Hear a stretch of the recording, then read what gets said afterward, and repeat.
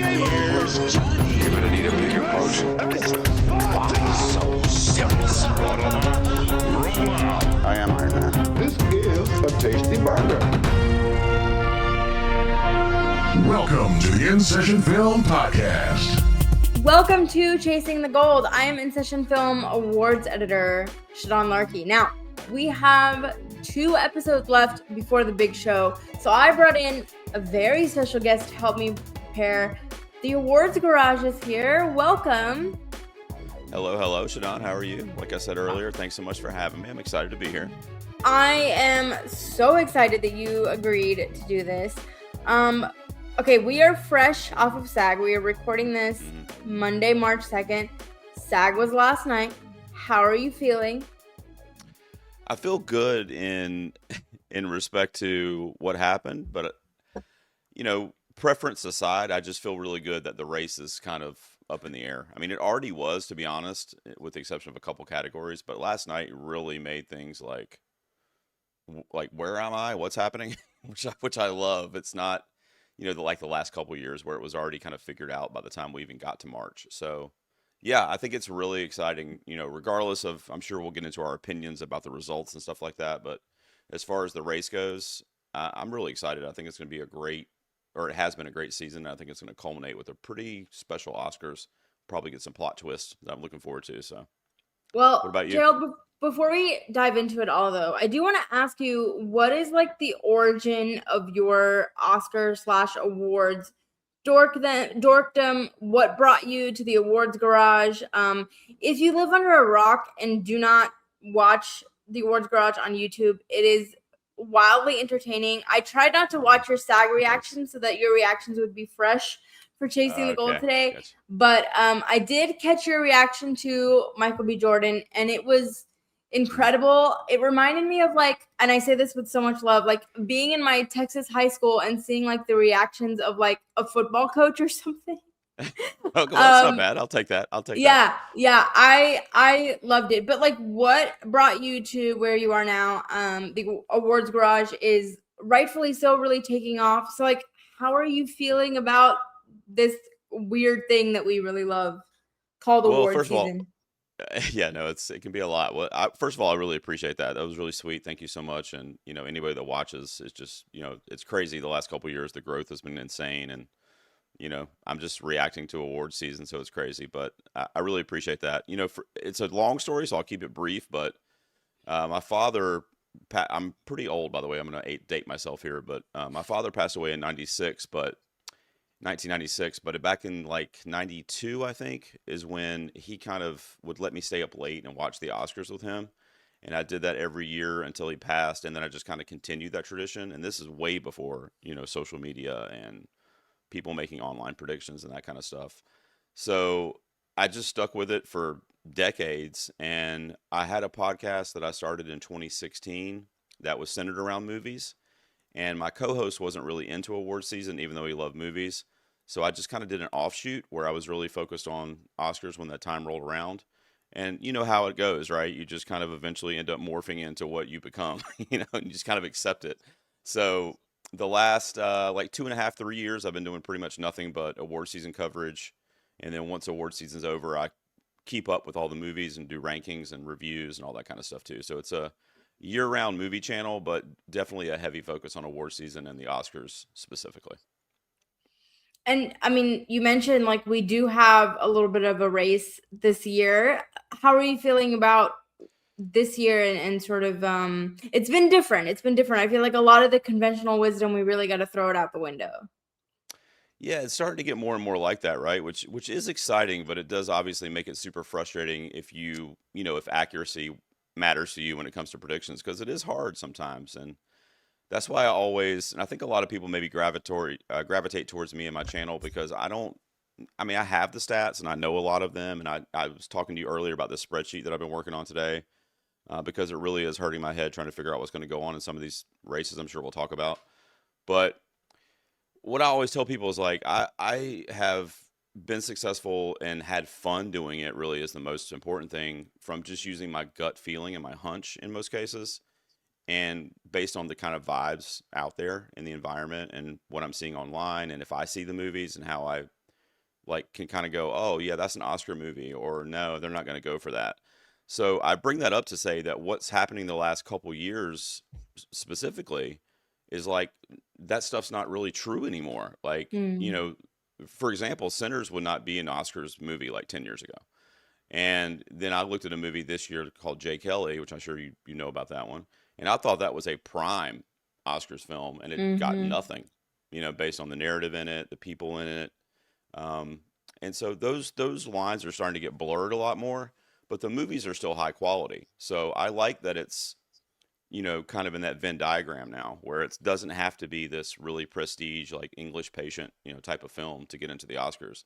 It can be other stuff. It can be genre, sci-fi, horror, and we're starting to see more and more and more of that, where it's no longer like, oh, this is an Oscars movie. It's just like a good movie, and the Academy has got the international piece now, which helps, of course. So yeah, it's awesome. I love it as a movie fan, but it does make it frustrating when you're doing predictions because, to your point, you can look at stuff on paper or on a spreadsheet and you can go, okay, one battle is going to win Best Picture. Like, I'm looking at everything right now that's going to tell me that, which is true actually. But the intangibles, right? Like the vibes, like the feeling of the public, the passion behind a project, and if it hits at the right time, that's what's key. Because Sinners is hitting right now, like literally, like in the last like week, it's really hitting, Yeah. and it's in the zeitgeist, right? And they're voting as we speak. Voting ends on Thursday, so I think you can't measure that really, especially when you're doing predictions, because if you go just by stats, you're not going to get it right 100% of the time. So you gotta like particularly choose where you're going to go out for a movie. I'm going to go out for that performance. I think that's going to be the one. And you're going to kind of stick with your gut on that until it's obvious that it's not going to happen, which I've done a few times. Actually, Mikey Madison last year. I don't know if you were following my channel last year, but I called her really early and I stayed with her all year. Mm-hmm. And Demi Moore was coming on strong at the end, right? And she had the veteran narrative, and it didn't look good for Mikey there. And then she got the BAFTA, and I'm like, okay, I feel something here. And then Honora dominated on the Guilds weekend, so I felt really good about staying with it. That's just an example, but it goes the other way too. I mean, there's been plenty of gut feelings I've stuck with that haven't panned out, but that's kind of where I start. And then if it just falls apart as the season goes on, I'll abandon it if I have to. But it's an exciting race, and we definitely have a race where if you'd asked me a few days ago, I would have said one battle's steamrolling. In fact, I did say that on a live stream I did a few nights ago. So yeah, it's crazy. It's really exciting, and I can't lose because I love both these movies. Really, all the movies involved in the Best Picture 10, I love them. So it's a great year. Well, I'm so glad you mentioned the fun of it all because yeah, I like to be right. I mean, we're nerds and we have our Hmm. spreadsheets and all these kinds of things, but at the end of the day, like this is meant to be fun. And I think the frustration for me lies in when people, get too overconfident of like, oh, well, such and such Yeah. thing doesn't have a chance. And I'm like, nobody knows that. You know what I mean? Like we're all just watching from afar. We're not the people with the ballot, so we really don't, you Yep. know, we really don't know. And so yeah, I do think it is just at the end of the day meant to be fun, meant to be a little bit of escapism. And I do, like discussing the possibilities and being open to things and we're all free to change our minds. So that's I guess the ultimate caveat is this is where we stand, on March 2nd. Who knows what the Oh next my week or God. Yeah. so may hold Hmm. in terms of the race. But let's talk about sort of because you mentioned BAFTA. So now we're at SAG. So let's just get into like best actor because I Okay. have officially switched to Michael B. Jordan. And my, I guess, reasoning would be I think when in doubt to go with the stronger film. And I Hmm. feel like I mean, Marty Supreme is sort of Timmy Chalamet or bust. Hmm. And as you mentioned, Mike, Sinners is picking up steam. I think his speech at the SAG Awards last night was incredible, honoring his mom, talking about where he came from. I think so many people tend to forget how long he's been doing this and the fact that he's been acting as a kid. I think he, positioned himself perfectly. I'm not saying, obviously, that's not why I fully believe he was being genuine, but it is sort of like right time for everything to be coming together for him. Now, in terms of Timmy winning at BAFTA, or losing at BAFTA, I should say, I do think he was like number 2 to Robert Yeah. Aramayo. So again, with the people being so confident, I saw a lot of takes last night saying, oh, it's over for Timmy. I don't think that's true. I think there's like a very real possibility that he still could win. It just seems to me like, he's won Critics' Choice and he's won the Golden Globe. Neither of those bodies have Oscar overlap, and the one group that really did so far didn't go for him. So that's, to me, a major strike against him. And it just seems like the passion for him really isn't there. I mean, Michael B. Jordan did really well with critics groups as well. He was right up there with Timmy in terms of nominations and wins with critics groups. So how are you feeling about that and that race? Yeah, I agree with everything you said. I mean, you nailed it. I think that, and it really deals with kind of like what I said earlier about momentum and like the moment in time that we're sitting in right now, which just happens to be the moment in time when they're voting. There's only a few days left in the voting process. If that wasn't the case, if you could detach yourself and say, well, all this happened this weekend at SAG, but they just stopped voting like a few days ago, so it doesn't really matter, then that would be a different story. But people just have to remember they're literally casting their ballots and seeing all this stuff playing out in front of them, assuming they haven't voted yet because it opened, a few days ago. But the thing with Timothy Chalamet, I'm not sure if you know this about me, but I'm a huge fan of his. I always have been, really ever since Call Me by Your Name. And I've been pulling for him anytime there's a prestige film that he's in or he works with a director. I think he's turning in stellar work. I mean, it's easily some of the best work from young actors that we have working today. Of course, he's only 30 years old. So I'm confident that he will be on that Leo path that everybody compares him to, and he will have some Oscars on his shelf, hopefully sooner than later. I hope he doesn't have to wait as long as Leo did.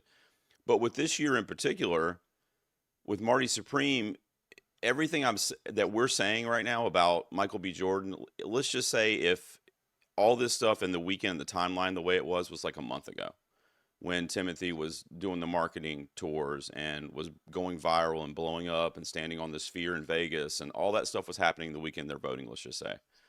That's what I'm talking about, the momentum piece. So Michael B. Jordan's hitting at the right time this weekend, and he is a great actor and he has put in stellar work. Obviously, Sinners is beloved and a stronger film in terms of awards haul than Marty Supreme is. So all that stuff, I'm with you. I don't. This is why people and you. I'm glad you mentioned it, and then I'm not going to be on an island talking about this a little bit tonight. But a lot of people in my comments, and even people I know personally, will like love to point out like where I'm wrong in a certain prediction or hunch or whatever. And it's like we don't know until it literally happens, especially now in the last couple of years, because how we were talking, the precursors don't even always tell you the story. And the types of films you can't really depend on anymore, Like, wow, Sinners got 16 nominations, and 10 years ago it may not have even gotten one. I mean, that's crazy to see how the tide has shifted with the Academy. So people don't know. I don't know. And I say that almost every video. Like, I don't know. This is what I think is going to happen. And this is probably what I'm going to predict to happen. But this is a type of, it's not sports, first of all, but this is a type of like event that it's just extremely hard to predict it. And that's even if you do it all the time and you work in the field and everything, it's just hard to predict it. So I think I agree with you that at least on March 2nd, to point that out, I am also leaning towards Michael B. Jordan here. And I've been with Timothy Chalamet in the number 1 spot really until yesterday. I mean, I even had him in there after the BAFTA. The only comp really is Casey Affleck for Manchester by the Sea and Timmy himself or Adrian Brody, because he lost the SAG last year, but then of course went on to win the Oscar. But a key thing when you're tying everything that's happening right now, the trends that we're talking about in popular culture, to like stats is like in the last 10 years, nobody's won lead actor unless they've won either the SAG or BAFTA. So the only person that has either one of those that's in the race is Robert Aramayo, who is not at the Oscars, and Michael B. Jordan. So if you put that stat, which is pretty substantial, and tie it to what we're talking about his kind of surge right now and Sinners really overperforming right now,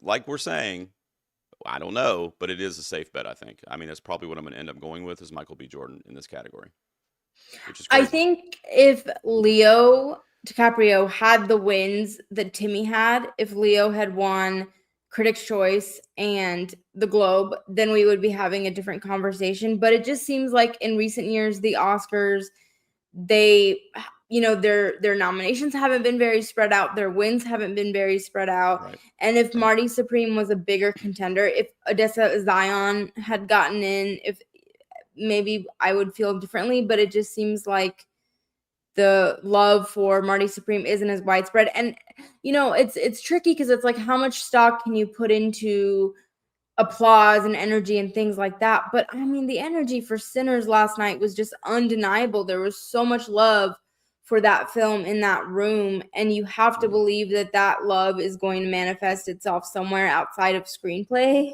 You know what I mean? In terms of like above the line wins. I don't believe that a film that picks up 16 nominations is just going to be, above the line screenplay and nothing else.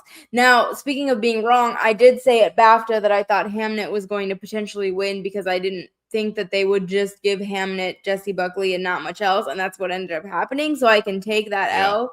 To your point, we're not always right, but it just seems like Sinners is it's too big to not, have that love manifest somewhere else. Right, and it's been a constant too. It's not like it came out of nowhere. I mean, I think that, in fact, I think a lot of people were probably picking Sinners to win SAG Ensemble last night. I saw a lot of people on the Award Expert app. It was like 60% of the folks before the SAG had it predicted to win there. So it made sense that it would win that award because it is so loved, and that's obviously a group of actors and people that work in Hollywood and live out there. And it's infectious when it starts getting passed around, and people start sharing it and celebrating it. And I saw a clip right before I went on with you on my phone, which I if it came out yesterday, I just saw it, of Amy Madigan finding out that Michael B. Jordan won because she was off. She wasn't in the room when it happened, and somebody told her, and she was like celebrating, not knowing she was being filmed, I guess. And she was like celebrating, was so excited for him. And, you saw, the reaction when the envelope was opened, and, people are invested in these actors that have been doing it for a long time, that they've worked with for a long time, that are finally getting their due, even if it's only the SAG. That's why, I'm such a huge Ariana Grande fan. So for Wicked, I wanted her to win something. Like, I came to a point where I was like, she's not going to win the Oscar. It's not going to happen based on what's happening on the circuit, but I want her to get something on stage from a voting body that appreciated what she did. Because it's so important. So even if this is the only thing Michael B. Jordan gets, that's really special that he has that, especially from a group of his peers. I think it's really cool. And then the Timothée Chalamet part too is like, I love Timmy, but like, he's almost kind of doing the opposite of what, Michael B. Jordan's been doing, because he's everywhere. I don't know if that's a campaign strategy or if that just is a coincidence, but he's like, Ben Affleck, Edward Norton, Christopher Nolan, Matthew McConaughey, like he's having all these like Q&As with all these big A-list friends and celebrities. And, I can't go on YouTube anytime without seeing a new interview that he's done for Marty Supreme, which, I mean, I love the dude, so I'm all about it, but I don't think all the Oscar voters are going to feel the same way, especially if they are like, it's not your time yet, buddy, because the Academy likes to do that too. They don't always award young talent. So, it's just kind of, the last few days, it's really just gone from, like a week ago, it was like, Timmy's good. He's fine. He's got this. A few days later, it was like, maybe he's okay. I think I'm still going to go with him. I think he'll be all right. And now it's like, he might be cooked. I mean, it's crazy that it's a will like that, and he hasn't really done anything wrong. It's just kind of the way the vibes are shifting on the circuit right now. I think Michael B. Jordan is in the driver's seat. I do.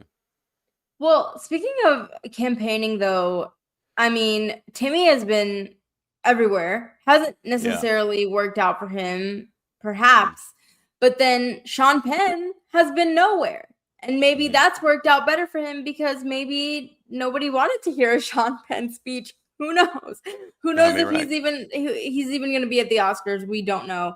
But he won the BAFTA, which I believe was his first of his career. So I sort of looked at that as like a fluke of like, oh, well, they never awarded Sean Penn, so maybe they felt like they needed to give him something. And then he won at SAG yesterday, which kind of brought me to this point that I made, I think, on last week's episode, which is that there's just a lot of actors who really love Sean Penn. And for a whole generation of actors, he was their Timmy Chalamet. He was their Leo. I mean, he was like one of the original character actors that made that cool to sort of Right. shift his appearance with every film.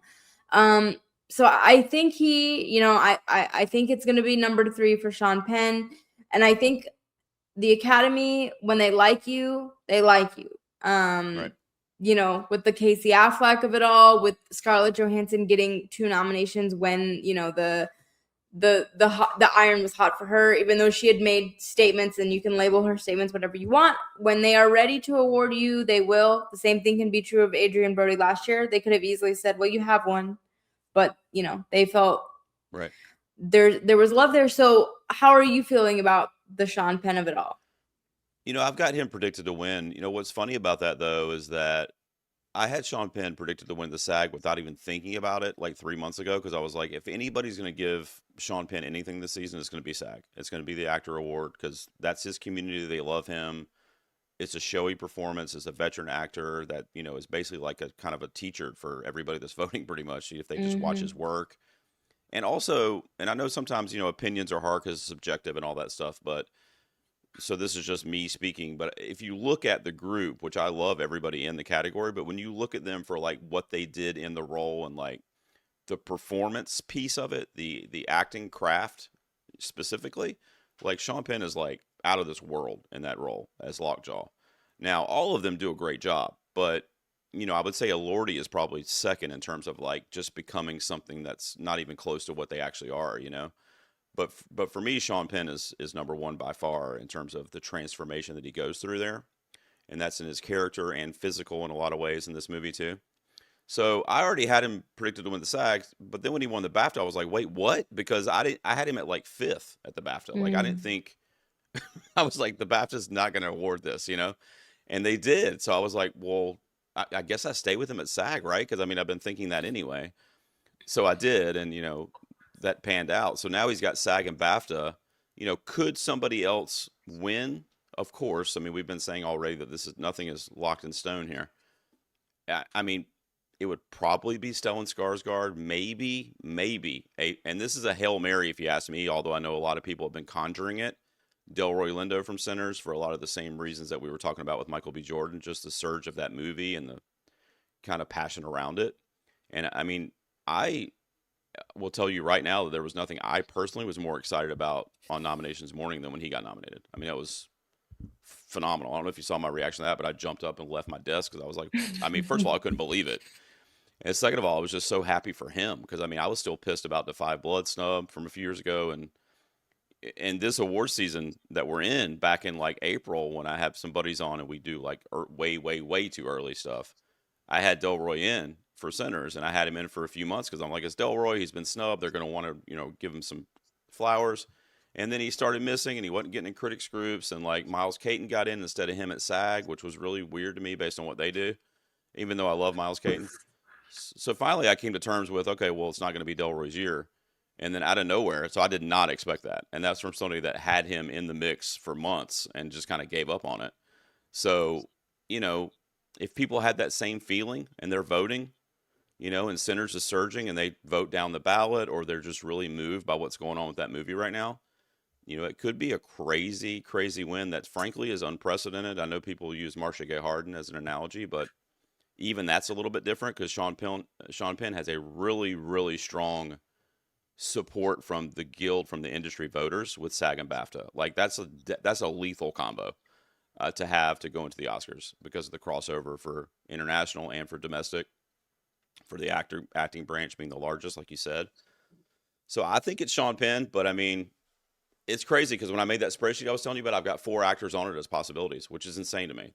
I would think any 4. The only one I didn't get, I've got Delroy on here, I've got Sean Penn, I've got Jacob Elordi, and I've got Stellan Skarsgård as possibilities in that category on Oscars night. I mean, it's crazy. I love it. But when you're predicting it, you're like, okay, I guess I'll go with the strongest.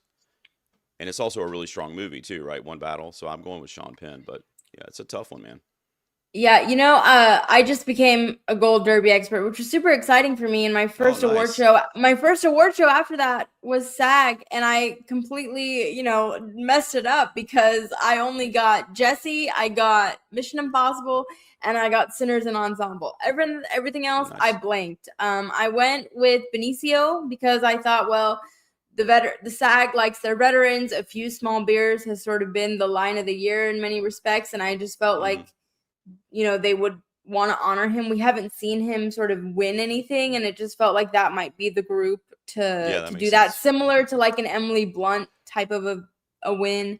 Uh, and clearly I was wrong about that. But I mean, Sean Penn, to your point, like that is a very typical Christoph Waltz, Javier Bardem. Like it fits so Hmm. perfectly in what they like to do in supporting actor in particular. So Hmm. like it is lining up for him really well. But I have to say, like, the people that are going no guts, no glory for Delroy Lindo, I totally get it because like Hmm. he hasn't been tested really. And Right. so there is a world where he could just win, and they have very smartly again positioned him to be the one giving the speeches. And I think that maybe that'll pay off. To go back to actor really quick though, there's something that I wanted to ask you about there, which I have seen a lot of people predict Wagner Mora, and I guess I can kind of see the rationale, but it's not really coming together for me. Where are you on that as like a outside I possibility, or maybe not so outside possibility?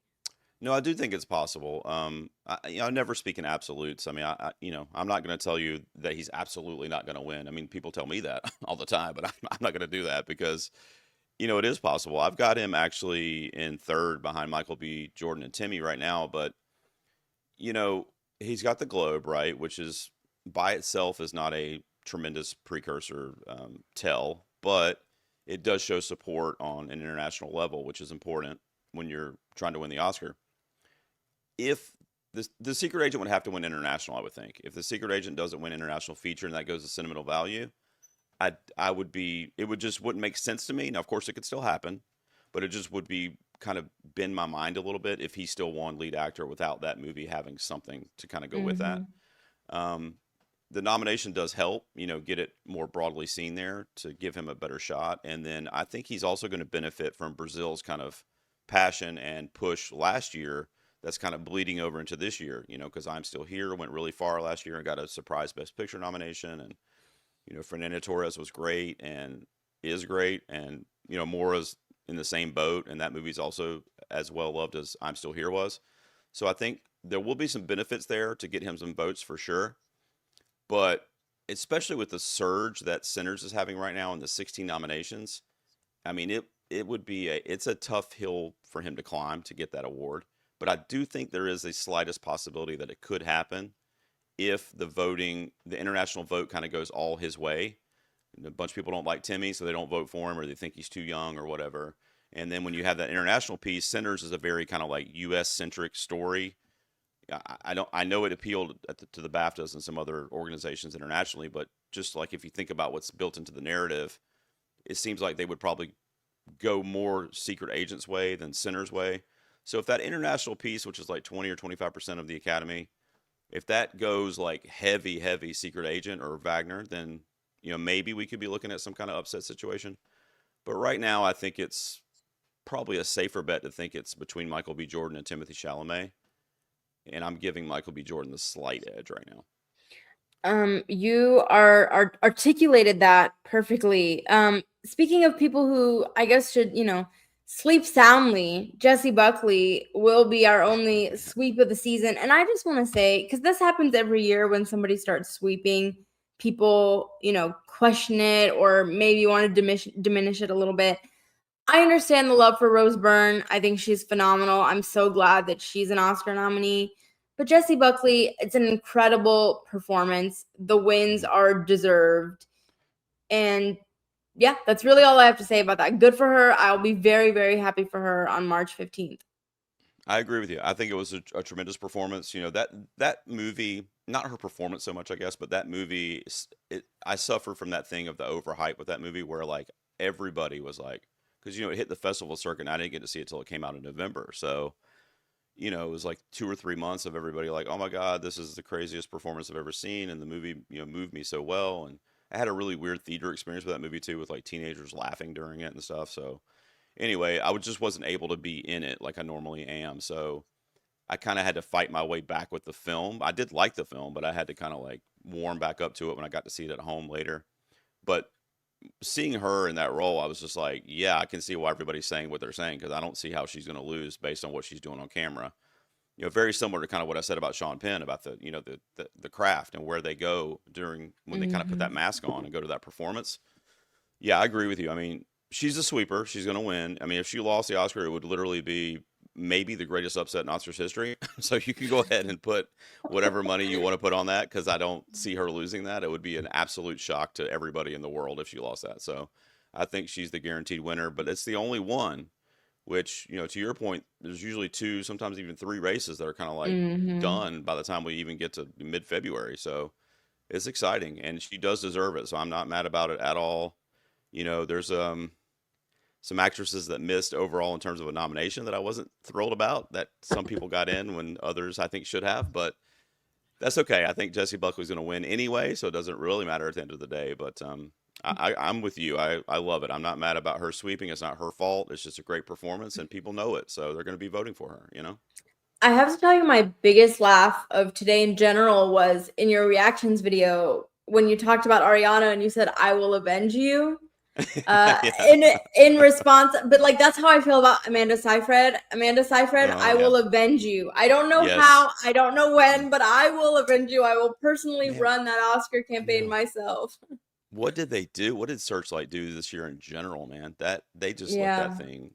I mean, that movie should have been everywhere for like music, production design, costumes, definitely for her performance. I mean, I gave the movie a 6 out of 10, but that was the best performance she's ever given, and she's been acting for decades, and I was like blown Mm-hmm. away by what she was doing in that movie. Jennifer Lawrence in Die My Love was my number one performance of Yes. the year. Yes. Now I know that's Lynn Ramsey, so this is what we're talking about with the Oscar kind of attributes that you kind of know are there no matter what. So they don't nominate her for anything. So her movies, I mean.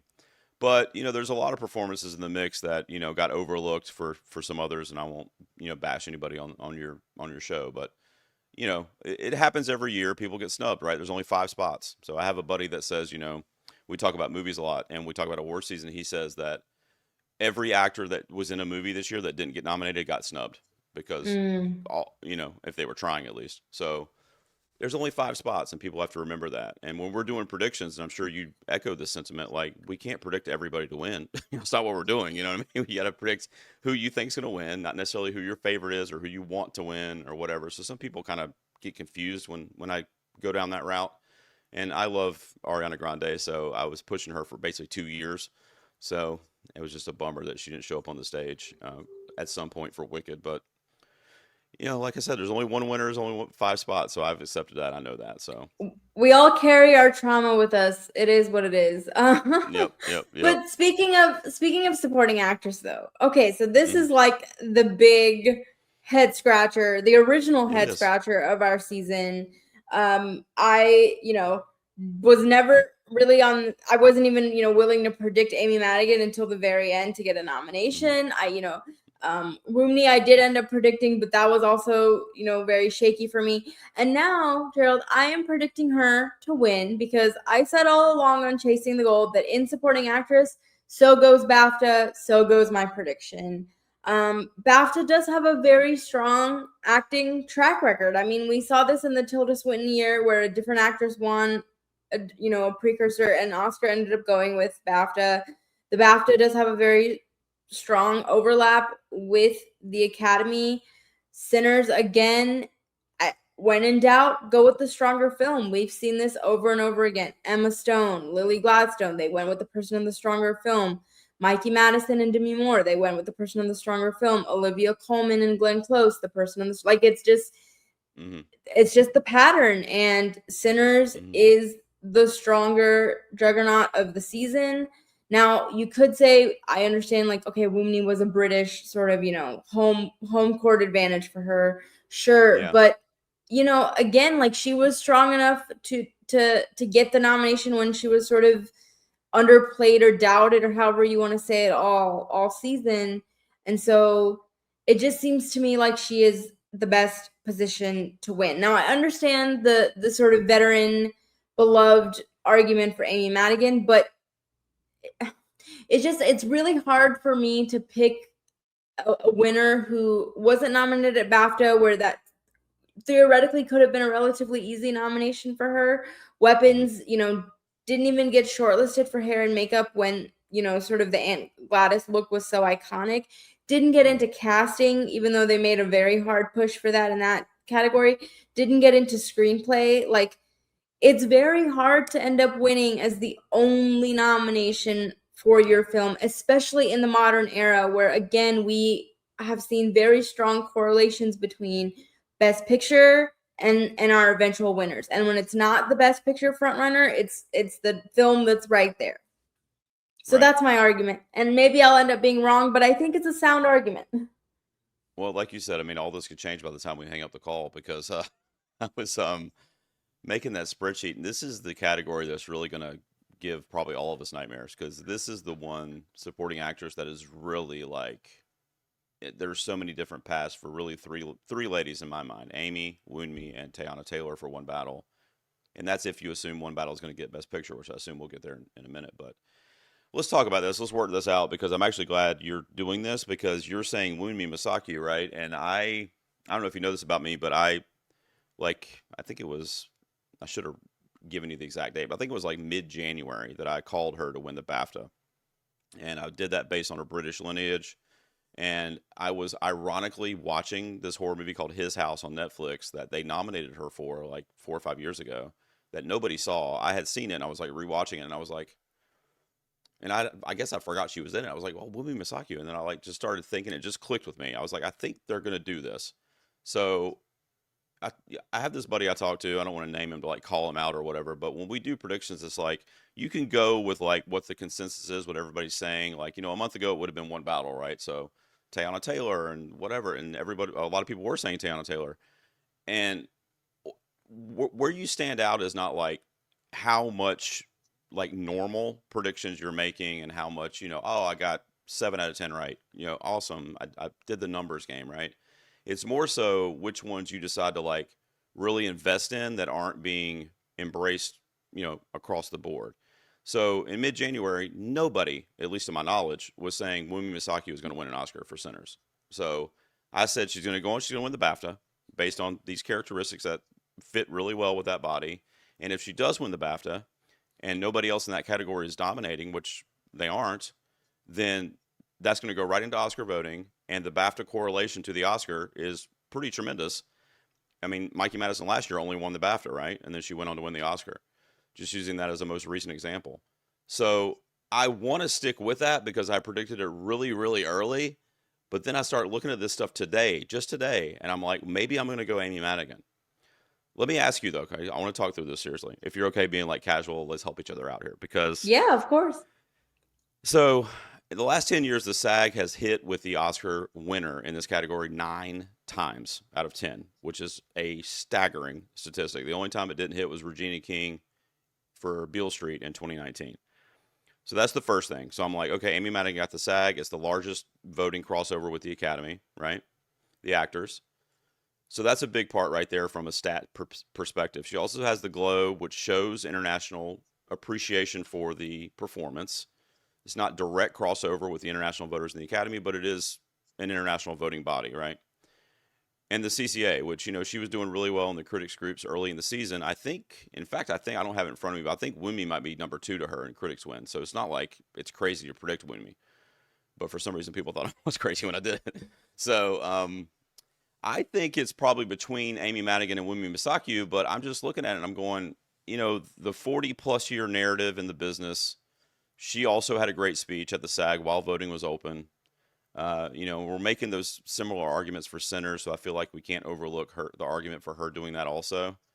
And, she was kind of being herself and talking about the Ken doll, being not having genitalia and all that stuff, It just, you could tell she was just winging it and just kind of being herself and going off script. And I thought it was great. I thought it really made her real and relatable, and people were laughing and enjoying her. And I'm not even going to get into the performance because it's out of this world for like, a horror villain and just a really standout performance this year. So I want to. I guess what I'm saying is I want to stay with Wound Me because I predicted that really, really early on when nobody believed in me, and now it looks like it could happen. So I'm going to be devastated if I don't predict her and then she wins it. Do you get what I'm saying? I don't know if that's ever happened to you, where you've like just let go of a Hail Mary and then it ended up happening, and you're like, oh. Mm-hmm. So I don't want to do that. So I'm almost like sitting here going, I think I'm just going to get it wrong if she doesn't win, because I feel like I need to go with Wound Me because I called that so early, and because Sinners is really strong, so it's not like a dumb prediction. I mean, you're making it, so, and you have sound logic behind it. I just feel like Amy Madigan is coming on at the right time, just like we were saying with Michael B. Jordan, and that's got me like this could happen. If she'd gotten, not even winning, but if she'd gotten nominated at BAFTA, I would easily be predicting her. Like, I wouldn't even be hesitating right now if she'd got nominated at BAFTA. But that's a miss that is kind of glaring. And then, like you said, Weapons is just her. There's nothing else to kind of carry her to the Oscar from that film. If it had gotten makeup, a screenplay, casting was a possibility. And by the way, I think it was eligible. I should have gotten all that stuff if you asked me. Mm-hmm. Mm-hmm. But it did. But it didn't. So, you know, even looking at that Regina King kind of comp, um, she didn't have SAG or BAFTA. She didn't have either one of them. But Beale Street was stronger. I think it got 4 nominations, so it was stronger than Weapons in terms of like broadly. But it can happen. I mean, you had Regina King with no guilt support, and she ended up winning the Oscar, so it could happen. I just, I think It could Wooney's a little more happen. obvious, but Yeah, it could happen. I mean, the Regina King is an interesting one because, as you mentioned, Beale Street was stronger and she was coming off a string of Emmy wins and she was sort of very present in the industry in a way that Amy right, Madigan was not. SAG really does like their veterans. They tend to be a little bit more sentimental than other voting bodies tend to be.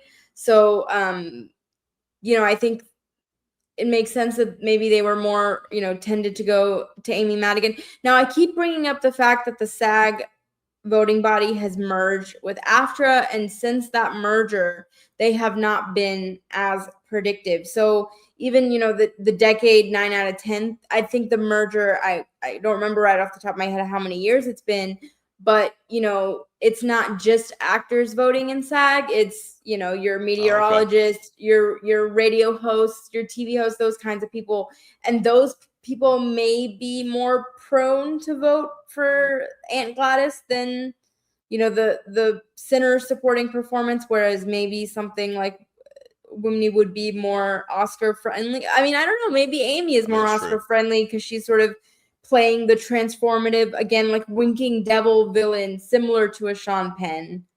If Mhm. we, Yeah, I was gonna say, really, if you peel it back, like, and I'm just taking everything like stat wise off the table, and you mm-hmm, just kind of like take a step back and mm-hmm, look at it, like Aunt Gladys, or that performance that Amy Madigan is given, is very SAG friendly.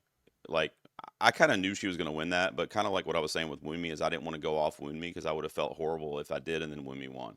So I stayed with Wound Me, but in my head I'm like Amy Madigan could very easily win this, and of course she did.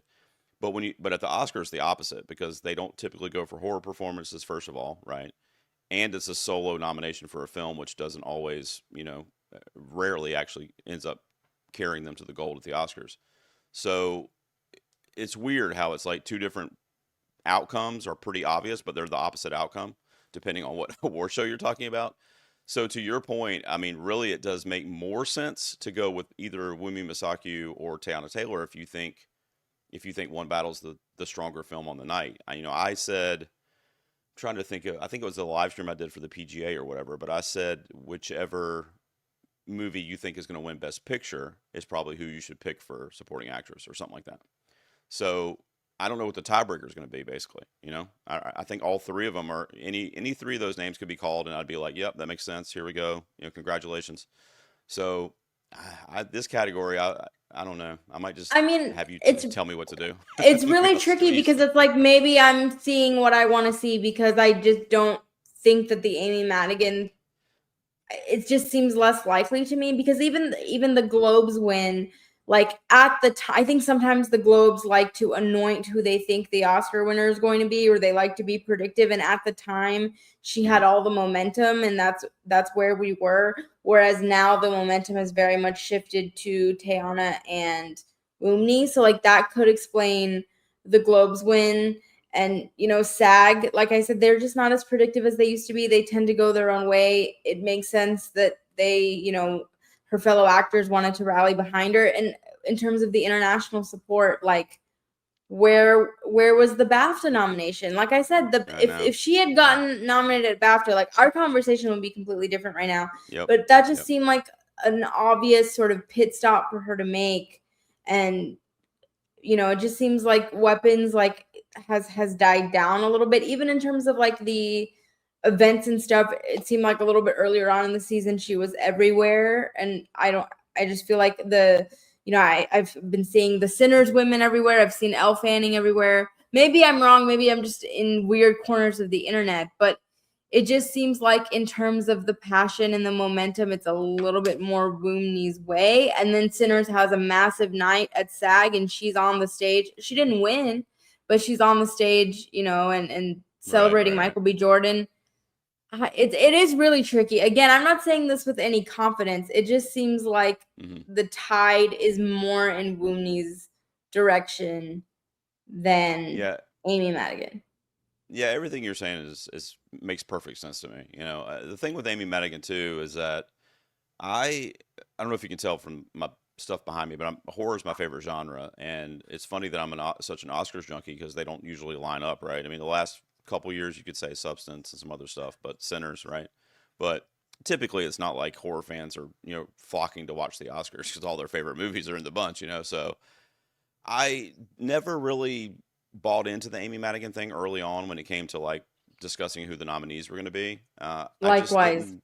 I just didn't believe in it, but not because I mean the performance is very, very worthy, but I'm just always, let down by the Academy when it comes to horror. So I've got this like thing in my mind where like if it's horror and I love it, I'm not going to pretend like that's going to be an Oscar thing because I'm going to sound dumb because they don't do it, and second of all, I'll be depressed when they don't. So I just kind of stay away from it. And I kind of was resistant to it for like a month or two, really. And then finally I was like, okay, well, she's getting in like everywhere. She's winning critic stuff. Like, people I respect are predicting her. Like, maybe, is this happening? Like, it just took me a while to like embrace what was obvious. So I'm not saying that her winning is obvious because it's not, but I don't want to do that again, is what I'm saying, because I did that already when it came to the nomination, and she's there now. So, and she didn't get the BAFTA nomination or win, but she has industry support with the SAG win. And, then you add the Globe and the Critics' Choice to it either. I mean, that's not a small haul for anybody to get into the Oscars. It's just the movies week. There's nothing else for the movie. Not at all. Yeah. And I feel like when she wins the Oscar, like I'll come back and say, oh, that was obvious. I should have predicted her because she got Critics' Choice, she got SAG, and she got the Golden Globe. Like, I guess I understand in that sense that I'm going against her here. But I guess the last sort of argument that I'll make, and it's weird because in some ways, like, Weapons and Sinners, like they're both horror genre adjacent. It's not like we're talking about Inga versus Amy, where I could say, well, Inga's in like a traditional family drama. Like they're both on paper, not films, to your point, that the Oscars would have embraced 10 years ago. But I guess my last sort of Hail Mary case for Woomney is that she's playing a grieving mother, and to the terms of like the Jessie Buckley of it all, the Oscars really like a grieving mom. That's it. I don't know. We can get into the why on a whole other episode. And if we're making the case that like Michael B. Jordan is the stronger, quotes for those of you who are listening and not watching, like Woomney and Michael B. Jordan were very much a pair in that film, and their relationship is the core of the film. So if that emotional core is what got you about Sinners, it makes sense that both of them would carry through the same way that, Michelle Yeoh and Kevin, all those things, right? It makes sense that they would be paired. Whereas like Amy is very much by herself and has been all along. Now, again, like that shows you how much passion is there for her, because she sailed her way all through to an Oscar nomination like by herself. And I don't think that passion should be discounted, but I don't know if Yeah. it's enough to get her across the finish line. No, I mean for me it's like yeah, I mean for me Amy Madigan for weapons and Wound Me are essentially tied in terms of which one's name could be called. Like I could see both of them happening based on what's happened so far and as we're sitting here, which is pretty much everything, right? Because everything's pretty much done now except the Oscars, WGA, but obviously screenplays in the back there. But I, you know, I think I'm gonna end up staying with Wound Me, and I'm telling you this on March 2nd because by March 5th it could be different. But I'm probably gonna stay with Wound Me Misaki if for no other reason because I've been with her for 2 months when nobody else, not a lot of other people were. You know what I'm saying? So Mm-hmm. that's more of a personal thing for me, like mentally. Like that would really mess me up if like she ended up winning and I changed it. I would just be like, okay, I just did what I did. So that's probably why I will stay with her, really, because Amy Madigan is just as strong, if not maybe even a little bit stronger. But then you have to factor in she didn't get the BAFTA nom. Weapons doesn't have any other nominations. It's a horror film. You know what I mean? You start adding all this other like non-Oscar attributes or ingredients to the recipe, and Wound Me just kind of stays right here. There's not really a lot going against her film, whereas Amy Madigan's kind of battling against all those biases that the Oscars usually have. So, I think Teyana Taylor is also still a possibility. I just want to mention her real quick and see what you think about it. But I think she's still a possibility if it's one battle's year and if it's like, eight, 7, 8, 9 wins, then Teyana could be another one that gets a trophy. She's in third in my opinion, but I think she's still a possibility, kind of depending on the strength of one battle on the night of the Oscars. What do you think about her or anybody else? I'm just She's curious. she's definitely number 3 for me and really the only other viable option. I'm actually very sad that neither of the sentimental value supporting actresses ended up getting anything all season. But Yeah, I it's think crazy. I was actually predicting Tayana at SAG because they actually really like. I thought that maybe the singing acting combo would be enough to carry her through, and she's also been sort of everywhere and like having a moment. And I thought maybe she, based off the strength of one battle, it just seems to me like maybe they're okay with. I guess I'll put it this way. I think what ended up happening with one battle is that they're okay with PTA kind of being the torchbearer for that film and like Hmm. giving Sean Penn like the director, screenplay, supporting actor picture package seems to make more sense than like giving it 2 acting wins. I feel like we've it's kind of become like, okay, maybe the acting isn't the overall strength for that film. Hmm. So I guess that's not really a compelling argument against her. I just think the other 2 women have stronger arguments for them. No, I mean I do too. I think at this point, this would have been different a couple weeks ago if you'd asked me, but at this point, I think Teyana Taylor would only win if one battle like sweeps. I mean, like I'm in my head, I'm thinking like 8+ wins, then maybe she wins. But other than that, I think it's probably going to be Win Me or Amy Madigan. And if Amy Madigan had that BAFTA nomination, I'll put it to you this way: if Amy Madigan had a BAFTA nom, regardless of the win, right, just the nomination, and Weapons had any other nomination at the Oscars, anything, then I Mm-hmm. think she would be almost a no-brainer. But because all that stuff's missing and it's a horror performance, that puts Wound Me slightly ahead of her, at least in terms of what the Oscars would normally do with those choices. Now, of course, like I led this conversation with, the Oscars are kind of changing our minds as to what they do, year after year. It's a little bit different, a little funky, right? So, I mean, I made the joke like throw the names up in the air, and whichever one lands on the desk is the one that wins. I mean, you just don't know. It's like a Well, lottery pick. and it's You don't know. interesting because I feel like on March 16th, like either one of those winners, we can make an argument for why they totally made sense to win. Yeah. Mm-hmm. Um, Yep. and Yep. it's just and like speaking of when you're saying like sticking with someone, I felt that way about like Demi last year. I kind of understood that like maybe the tide was turning for Yeah. um Yeah. Mikey Madison, but I was like, I've been predicting her all season. I'm invested in her. I'm just gonna go with it, and if I'm wrong, I'm wrong. And so I And that's feel the like same thing I did with Mikey. Yep. yeah, at Yep. this I love point it. we just have to pick somebody. And I will say, and this is not a point that I'm happy to make, but I do have to kind of make it, which is that the Academy very shamefully and quite frankly disgustingly seems to really like awarding women of color in supporting actress instead of lead.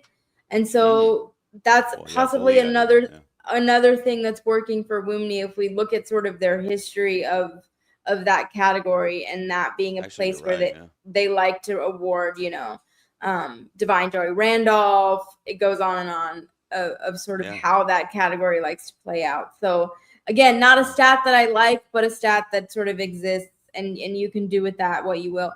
Now I will have to ask you though. It's interesting because I feel like most years heading into the Oscars, the above the line categories are pretty locked in, and the below the line categories are the ones that are going to kind of mess with your score, right? And I feel like this year Mm-hmm. it's reversed a little bit, where it seems like the below the line is relatively locked in, and it's the above the line that we're kind of struggling with. But how are you feeling about the below the line races? Like, what are the races that you think are still in play? There, I feel really good about a lot of them, honestly, which makes me concerned because Yeah, they yeah. shouldn't really be that easy to call. But I guess the only ones that I'm not like super confident in right now would probably be like cinematography. I do have one battle winning that right now, just because of a few misses that Sinners has suffered the last couple weeks that were kind of surprising to me.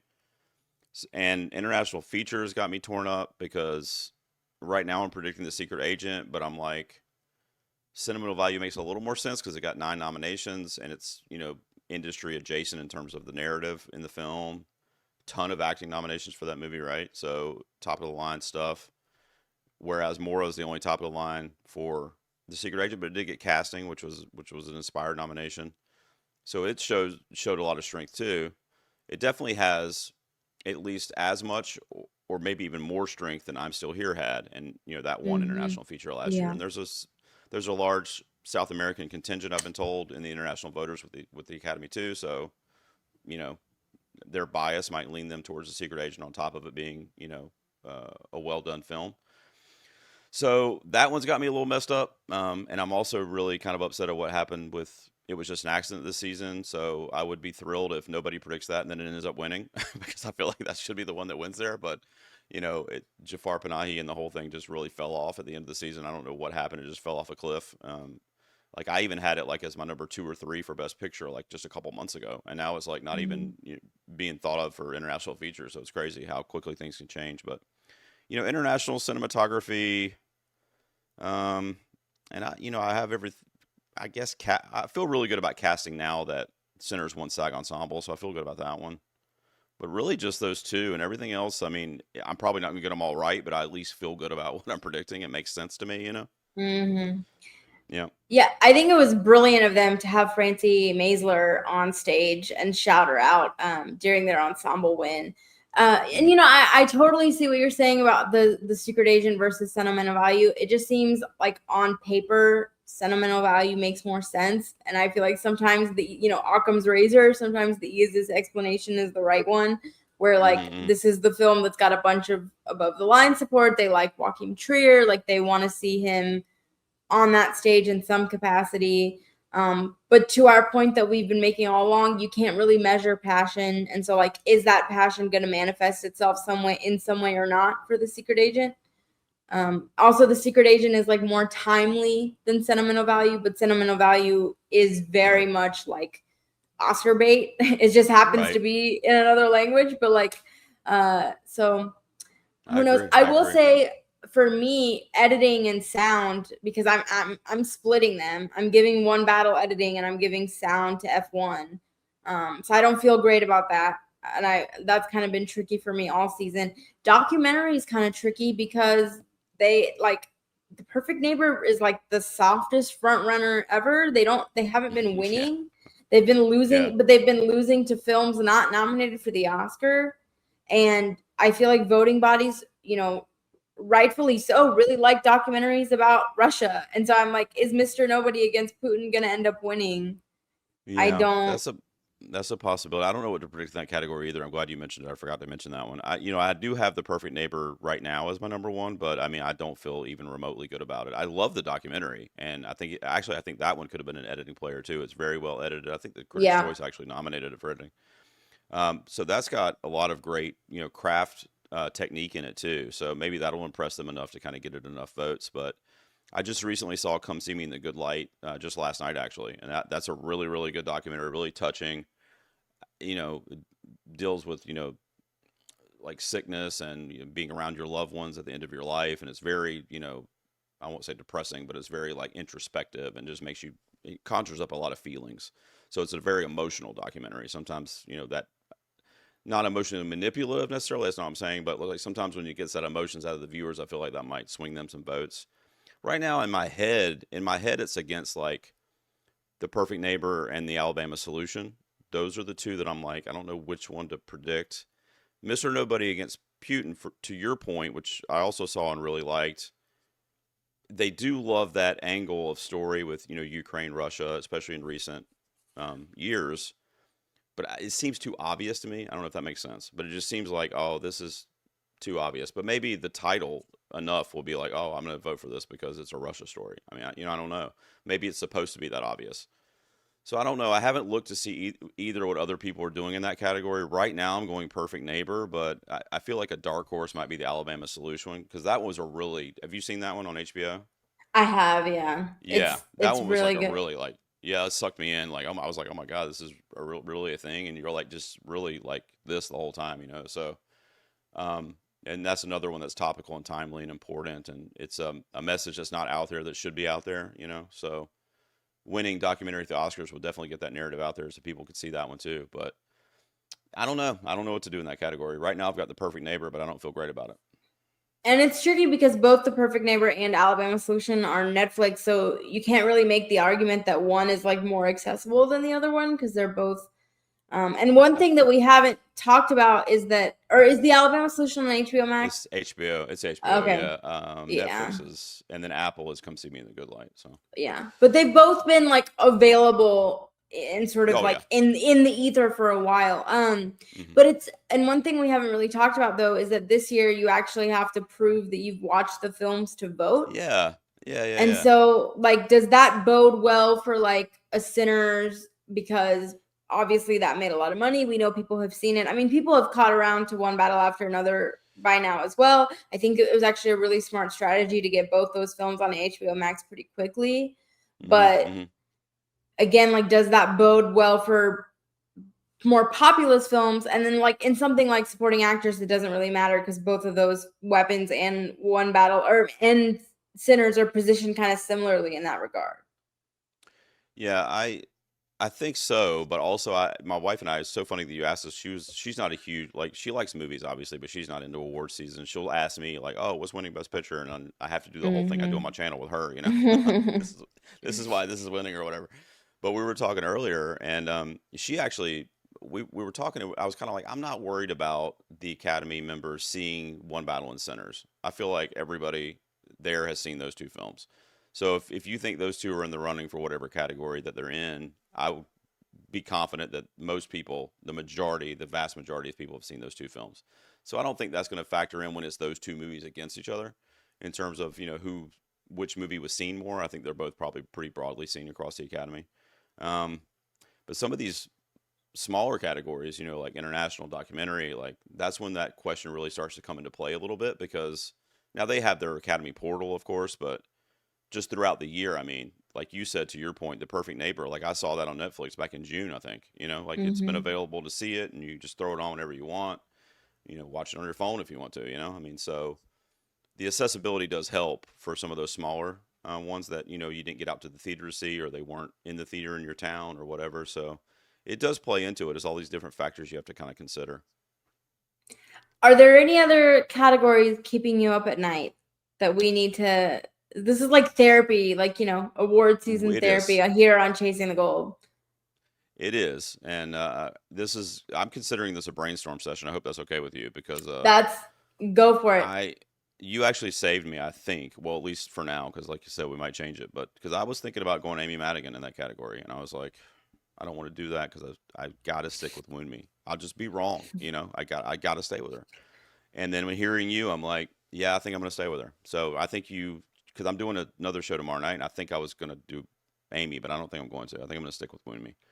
In terms of like keeping me up at night, I mean, yeah, but the sound editing correlation, that was a good call out because I've also got it split. I don't know if that makes you feel better or worse, but I'm trying to. I do this goofy thing that I've done on my channel for the last few years about the Best Picture winner having a basket, and they're carrying it with them to the show. And what are they putting in the basket? And it has to have certain number of components to get up on the stage. Or they won't Mm-hmm. the bouncer won't let them on if they don't have everything they need in their basket. And editing is a big one, especially depending on how the acting awards go. At least to me, it is. The last 3 years is matched up. So I know that's a small sample size, but I mean it's a trend that's I feel like is in place now. So I've got one battle winning editing, F1 winning sound, which I think is what you said too, right? Yeah, Yeah, so that's what that's I what I have. also yeah, that's what I also have. I could see F1 winning editing since it got the Best Picture nomination. If that wasn't there, then it would be one battle all day long because I don't think you're going to win editing if you're not in the Best Picture 10. So F1 could win it. Um, really, I mean, really, all those films are brilliantly edited. To be honest with you, I mean, Sinners and Marty Supreme could shock. To be honest, in that category, the Well, precursors were Sinners telling just us it would picked be up one a battle, but Yeah, Sinners just picked up an editing win at Ace Eddie's though. So like I don't think right, Sinners is completely out of the possibility me for neither, editing. And me I neither. think if we get to editing on March 15th and Sinners wins, then I'll be like, okay, maybe we're It's Best in, Picture, yeah. yeah, best picture. Hmm. Yeah, I mean you call it a basket, I call it a package. I agree. Like you have to Hmm. have support from the below the line, you know, to carry you through.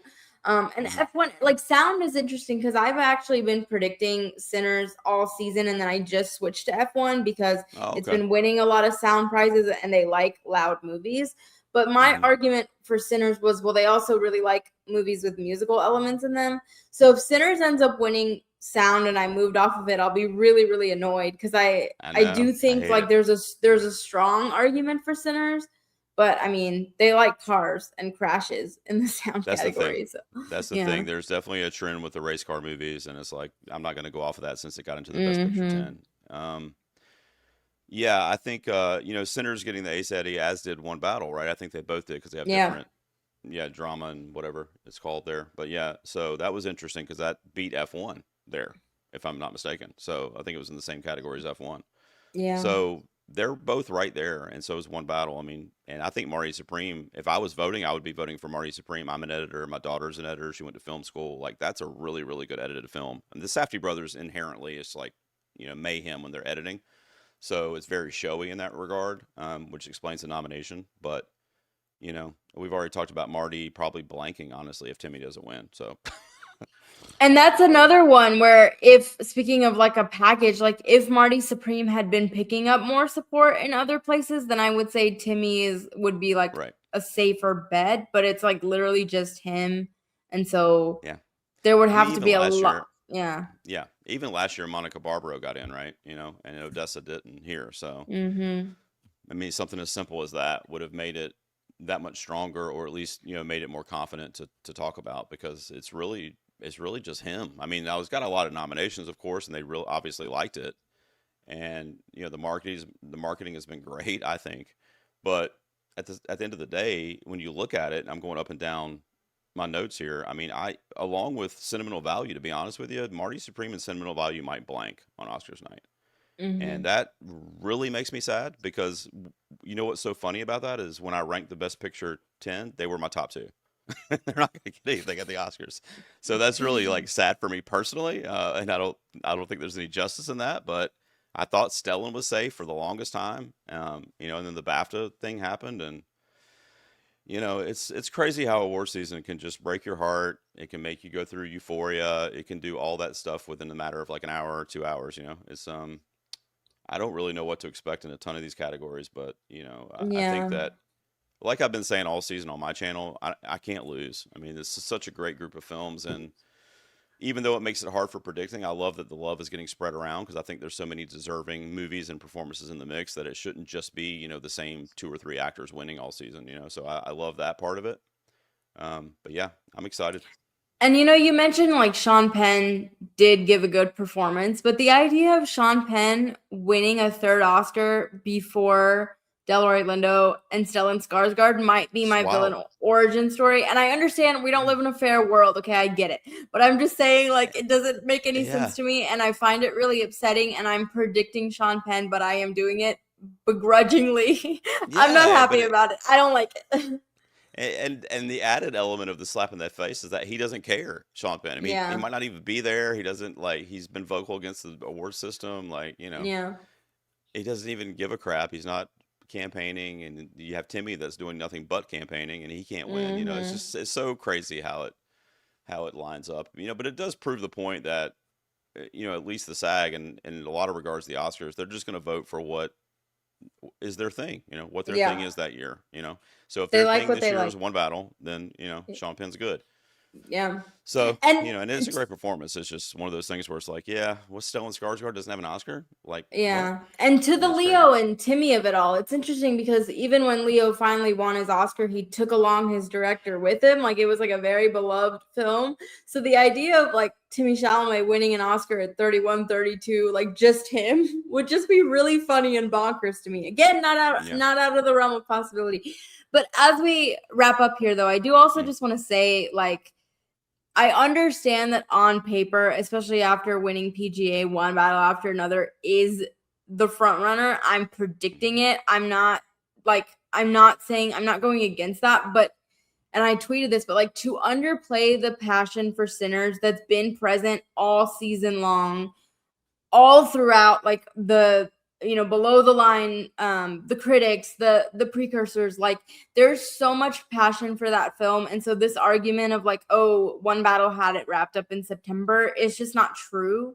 Mm-mm, And mm-mm, so I would caution everyone against mm-mm. being overly confident going in March Yeah. 15th about Best Picture. And to our point earlier, like if Sinners takes editing, and if we're in a position where like maybe Woomney and even Delroy like surprises and supporting actor, like Oh, it's over. If yeah, Delroy, I'm it's gonna tell you over. right now, if Delroy Lindo wins the Oscar, it's over. Like, I mean, Sinners might win literally everything at that point because that is probably the weakest of their nominations in terms of an outcome or a possible outcome. So if that happens, it's Sinners all day, every day. But of course, our predictions will be locked at that point. But Hmm.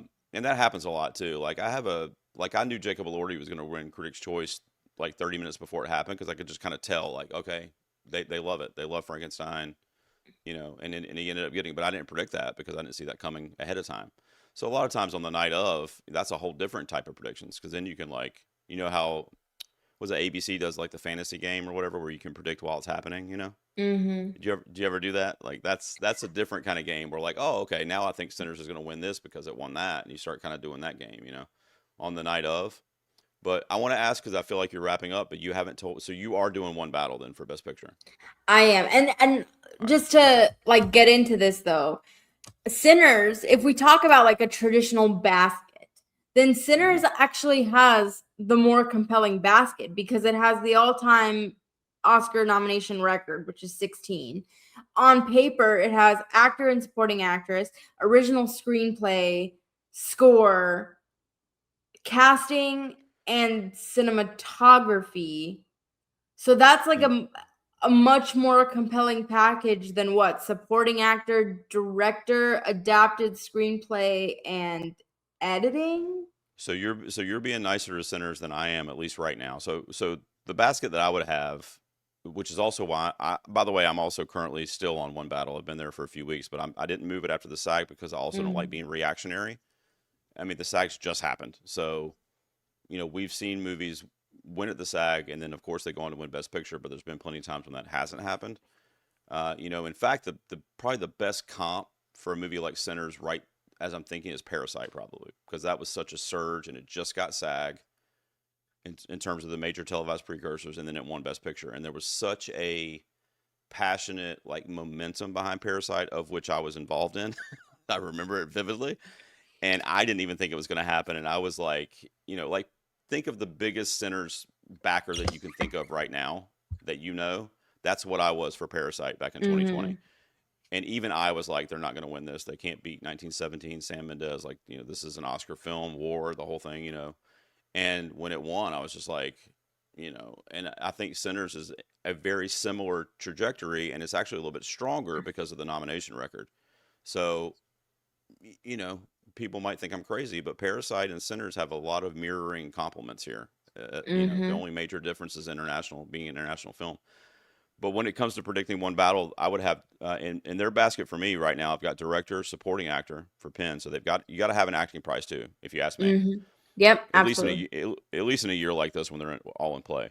So director, supporting actor, screenplay, and then I've got it getting cinematography and editing. Okay, Sinners, I would.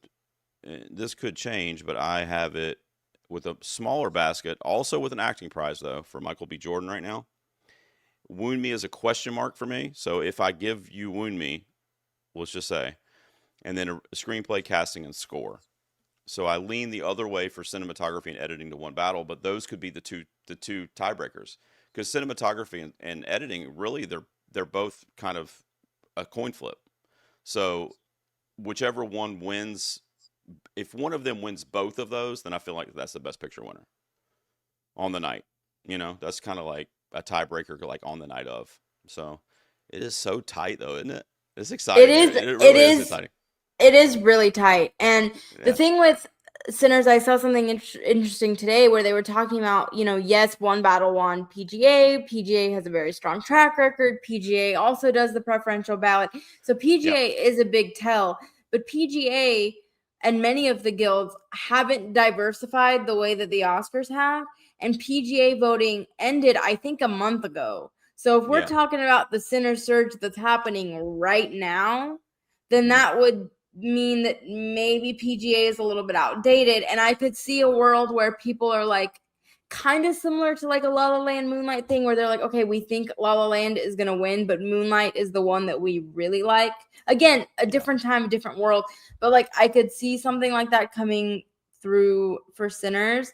It just, I guess one battle just seems safer on paper. So I have to go with it. And I Yeah. think the PTA of it all, we haven't really talked about that much, but like there's a lot of love for him that's coming through. And Yeah. so the picture director, I don't know if this is a year where they'll necessarily split.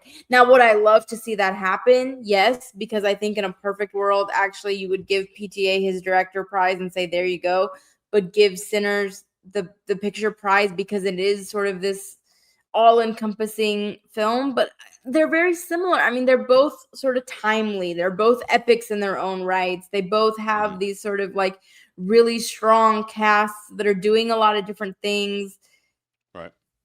both from the Yeah. same studio. I mean, oh my God. If these movies had come out in years that weren't in the same year, they're best picture. If Sinners came out next year or this year that we're in, it would be the best picture winner or one battle. The fact that they're out the same year, first of all, we should be really grateful as movie fans that that this is the conversation we're having. And like I've already said, we can't lose. I think that there's such a razor thin margin when you start to factor in all the abstract qualities that we're talking about of the surge and the pop culture zeitgeist and the passion and all this stuff that's not on paper but that's still there, and the momentum, which right now Sinners has a lot of that because of the SAG. To your point though, real quick, I just want to point out because the PGA voting did end like a month ago, but when the voting is open for the Oscars right now, that's when they saw the result. So that also, I think helps one battle because they're experiencing like, oh, okay, this is what the Producers Guild gave their best picture, and 7 out of 10 is not too shabby for a preferential ballot system that the same one that the Academy uses. So again, who the hell knows? I mean, right right now I'm saying one battle after another. It's got PGA, BAFTA, Globe, Critics' Choice. PTA got DGA. It's probably going to get WGA for screenplay. I mean, literally every single guild except the SAG is going to be awarding it. So that definitely qualifies it as a front runner. Could it lose? Is it vulnerable? Yes, because Sinners is very strong too. But I don't see why I would go off one battle for Best Picture unless I just have this crazy gut feeling at the last second, which I hope I don't do that. I might do that, but yeah, right I, now I'm going one battle also. I think I'm gonna stick with one battle and be okay if I'm wrong. Yeah, Elated if I'm wrong, quite honestly. But again, like you mentioned, I mean, it has BAFTA, it has everything else but SAG, and it's tricky because on the one hand, I'm saying, well, I'm going with Michael B. Jordan because of SAG, but SAG again has not been as predictive in recent years. They also, Ryan Coogler is the only director in history to have two films win the Ensemble Prize because Black Panther also won at SAG. SAG really likes these sort of populist films. They do really Hmm. well there. So it kind of makes sense that they would embrace a SAG over, embrace Right. Sinners over, One Battle. So Yeah. it just seems like One Battle, again, on paper, has more of the check boxes. So Yeah. Yeah, I agree. I think I mean we're not going to know, but for in my head for me, I think smaller like below the lines, not smaller, but like below the line stuff like editing and cinematography are really going to be huge at the end of the day. Cuz scores locked in, scores for Sinners, but there's a couple below the lines that are question marks that do have a good correlation to best picture.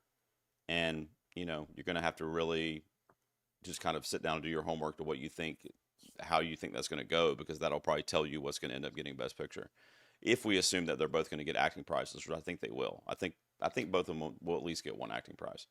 well, So can I ask you, can I nerd out with you about one more thing? I've kept you way longer yeah, than I should have. no, no, you're good. But Yeah, you're predicting One Battle in cinematography, which is interesting to me because I actually think the number 2 in cinematography is Train Dreams because there's a lot of passion for that cinematography. So what's got you on the One Battle train there? Ha ha.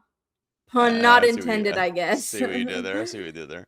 Uh, well, first of all, Train Dreams is my personal favorite cinematography of the year, and I didn't want it to go the route of Nickel Boys and miss out on a nomination altogether. So I'm so glad it's there, and that's also a Brazilian Veloso, so I love that too.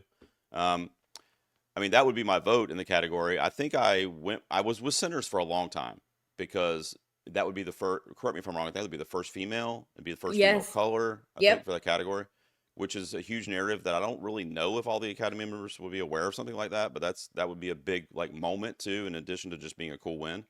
So, and then it's great. I loved it. I mean, I'm a horror fan, so I didn't notice all these weird things with the shadows that people have been complaining about lately. Like until I heard that, I didn't even know what they were talking. I didn't even know that existed. So I rewatched it recently on my 4K, and I mean, I loved it. I mean, there's darkness in the movie, but I think that's part of the narrative of the film. So I don't know. I didn't have a problem with it. So that's always been kind of my pick in the category. But then when it lost some major precursors in that field of cinematographers, it was like telling me a story like the cinematographers just don't like it, and I don't know why. I don't know why. I'm not a cinematographer, so forgive me, but it just wasn't as strong as I thought it was going to be with those bodies. And then when One Battle prevailed, was it the BAFTA? I think it won cinematography. I think I'm trying to remember. I think it was it the BAFTA? Give me 1 second. Yeah, yeah. So when One Battle won cinematography at the BAFTA, I was like, okay, because that's an industry body, international voting body, and then I think it got the British cinematographers too, which was like a couple days before that. So it's kind of on a streak, and that was when I changed it. So that's when I switched from Sinners to One Battle. So right now I'm just kind of still on that wave.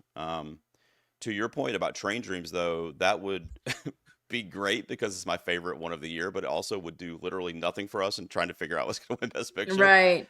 because Train Dreams is not going to win Best Picture. So it would be a great win, and I would be okay with that. I mean, the mystery around Best Picture, I would take that for having a great win for a movie like Train Dreams. I mean, far and away the best cinematography, the most beautiful film visually.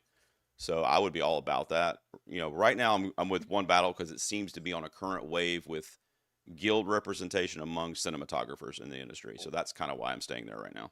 Well, now you've just given me a headache because I was actually pretty confident on my sinners thing. And then the British Society of Cinematographers actually has a really strong Oscar They do. track record. It's like very predictive. So I guess I didn't realize that One Battle Yeah, had they won do. there. Oh Yeah, when it boy. it did they did mess up when it was the Poor Things year in that one, but that was recent. But to your point, they do more often than not kind of have a good track record of matching up. And then it got the BAFTA right after that. And I was like, okay, I'm changing to One Battle. So and I actually I might think I might have to yeah, actually switch that one. yeah, I actually predicted it at the BAFTA, like at the last second, like I changed it. So, and then it ended up getting the BAFTA, and I'm like, all right, I'm just going to leave that the way it is. So, ASC, I don't think it's been announced yet, but that would be, I think it's after the Oscars though, so that's not going to help us either. I can't remember. So when ASC comes, the American cinematographers, that could go to something other than One Battle, and that might tell us a different story. But I think we get that after the fact this year. So, um, right now I'm just going to ride with One Battle because it has a couple really good indicators. So, and obviously it's a really strong film too.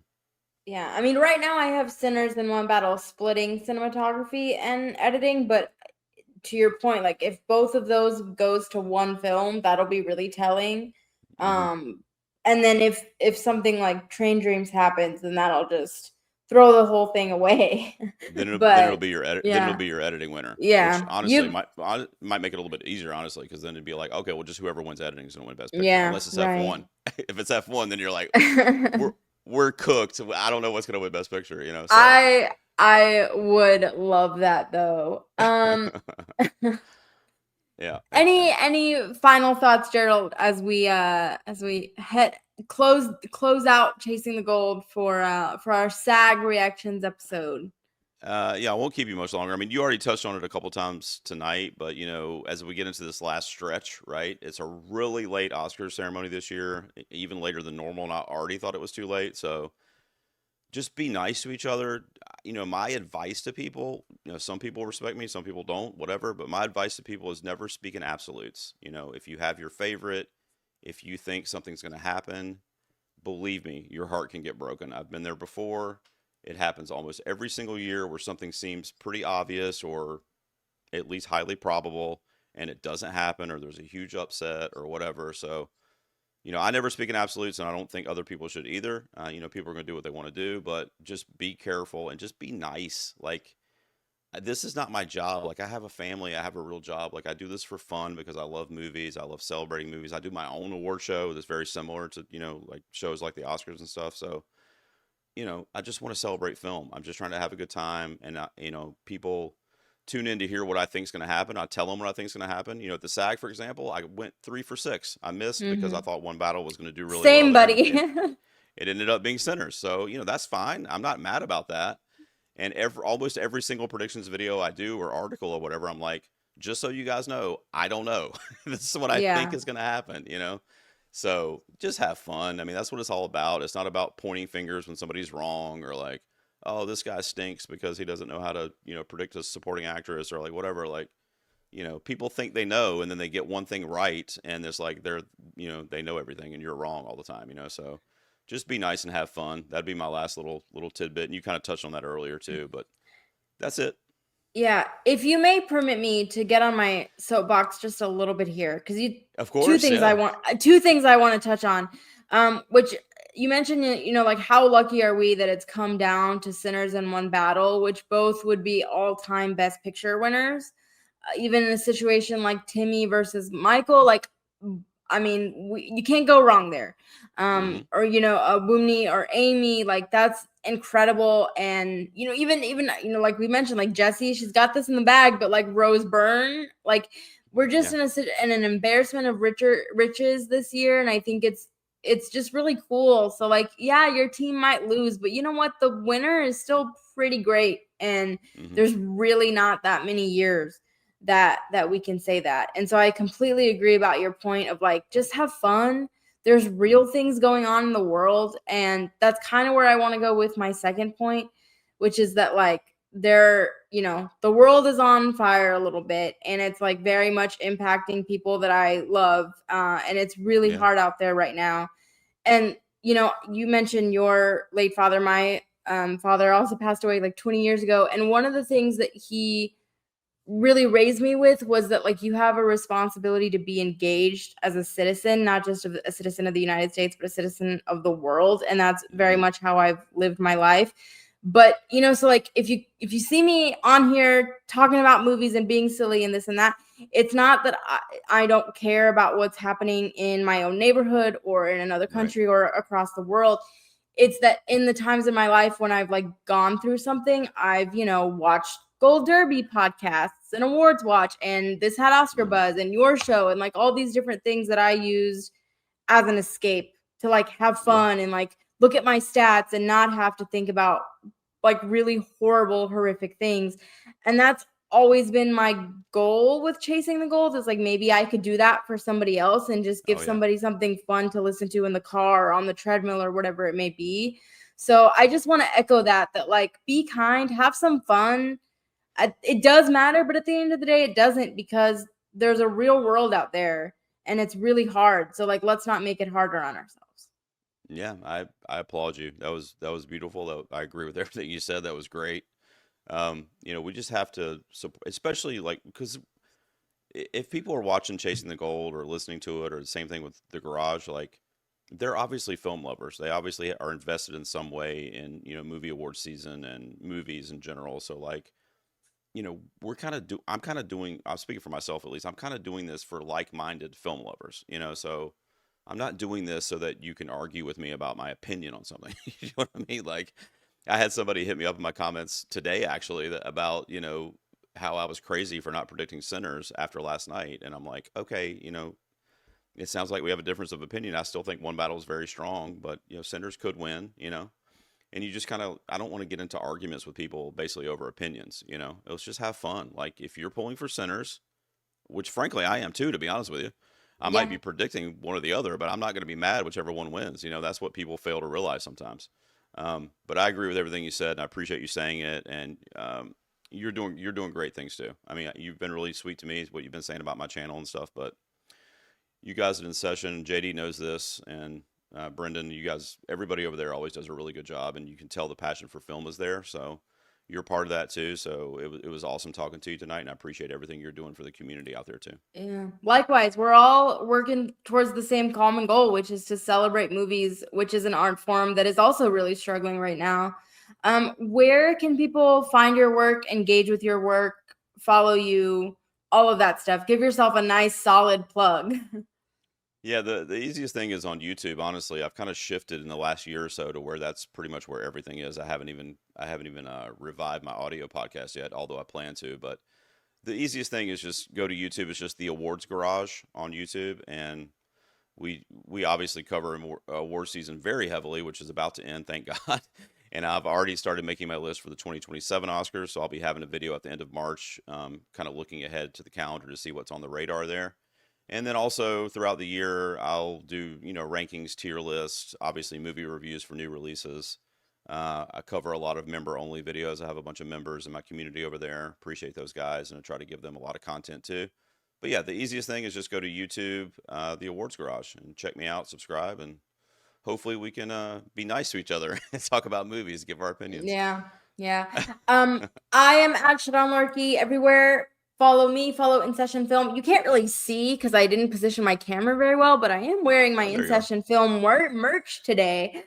So there's a Patreon, there's merch. Any like, any comment, it all helps in the crazy algorithm. So any support you can give to tiny content creators just trying to be film nerds is very, very much appreciated. Gerald, thank you so much for being here. It's much later where you are, so I hope you get some sleep and Yeah, I'm have a great okay. night. Yeah. I'm okay. You actually helped me out. I'll get to do some editing now because I won't be able to go to bed. I'm talking about the Oscars. I'm hyped up now. But no, thanks for having me. It was great talking to you. I appreciate it. And I appreciate you so much, and I appreciate everybody for listening and watching. That's a wrap for Chasing the Gold.